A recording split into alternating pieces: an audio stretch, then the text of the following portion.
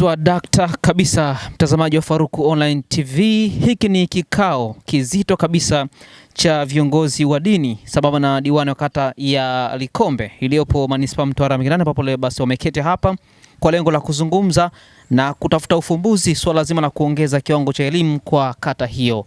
Kwa sasa kiwango cha elimu kimeshuka, na sababu moja pia iliyopelekea hapa ni kuwepo kwa vigodoro, ambapo pia vigodoro hivi vimeripotiwa hata katikati za wiki huwa zinapigwa na wanafunzi huwa wanaenda huko na wanaacha kabisa masomo yao.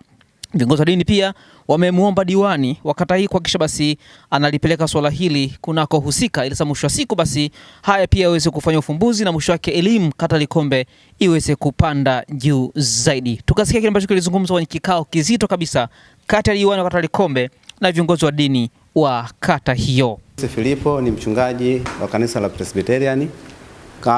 Kwenye mambo ya shule kidogo kuna baadhi ya mambo yanachanganya, hasa kuna michango. Unajua watu wengi hii elimu bure bado kuna baadhi ya watu inawachanganya.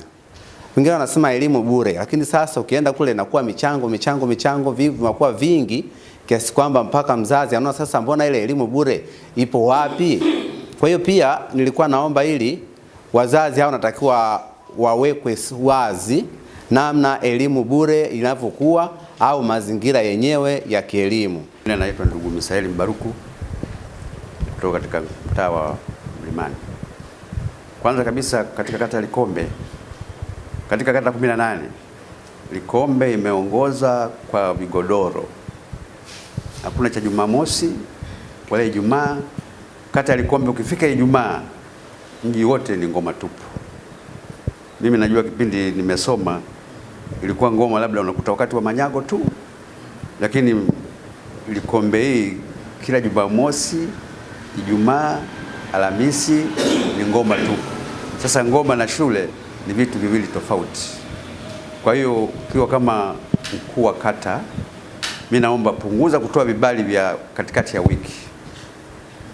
Na hata ikiwa weekend, lakini kuna vipengele ambavyo haviruhusu kucheza ngoma katikati ya wiki. Lakini utakuta Ijumaa kuna kibali kinatoka ofisi gani? Ofisi ya kata. Sasa vitu kama vile kwanza vinatuchafulia mandhari ya sifa. Kwa majina naitwa Hamisi Ali Swabun maarufu Ngombesi. Mimi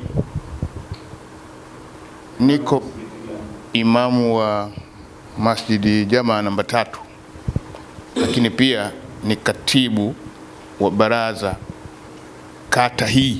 Niko sambamba au bega kwa bega na mzungumzaji ambaye ameiacha hii maiki muda huu kuhusu swala la vigodoro.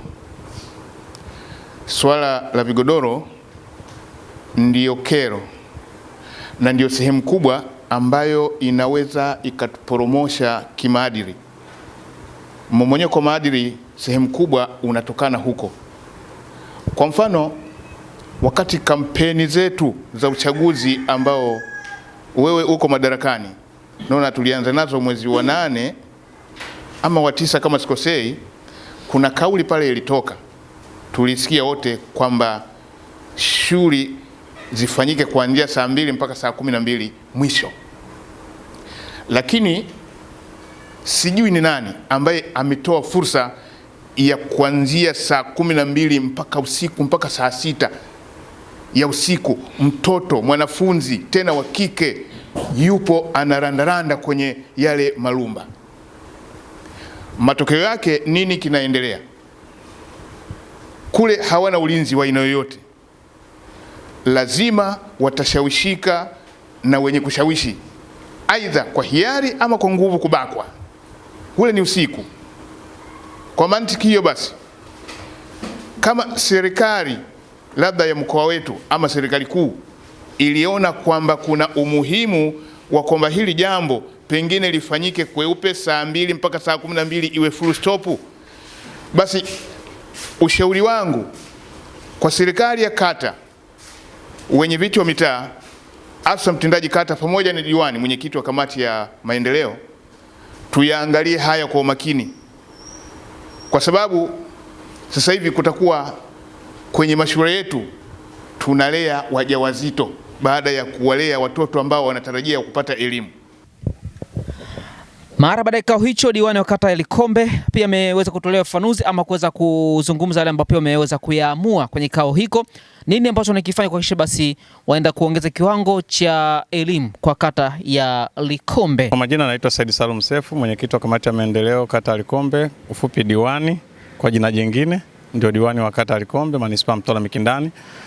Leo tulikuwa na kikao, niliamua nikae na viongozi wa dini zote ili kuelekea Januari ya ufunguzi wa shule zetu, kuweka mustakabali mzima wa dira yetu ya maendeleo ya elimu kwenye kata yetu. Vitu gani ambavyo vinatuwekea vikwazo, lakini washukuru viongozi wa dini zote mbili, tumekubaliana mikakati mizuri. Kwanza wameeleza, wametuonyesha dira, sisi kama wakilishi wa wananchi na wakilishi wa serikali kwenye maeneo yetu, nikiwa mtendaji wangu wa kata.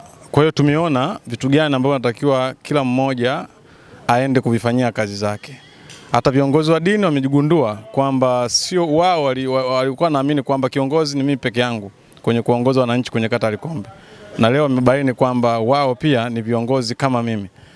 Kutokana na lile basi tumeweza kuweka makubaliano mazuri ya kuweza sote sasa tukaiambia jamii yetu kuielimisha juu ya kufuata elimu katika mnyororo wote. Serikali imetufanyia makubwa kwenye kata yetu juu ya elimu, na sisi wenyewe hatutakiwi kulala. Tunatakiwa tuwe bize kuondosha zile changamoto zote ambazo zinasababisha mtoto asihudhurie shule, lakini changamoto zile ambazo zinamfanya mtoto akihudhuria shule basi akumbuke nyumbani kwamba kuna shule ambayo inakwenda kumharibu.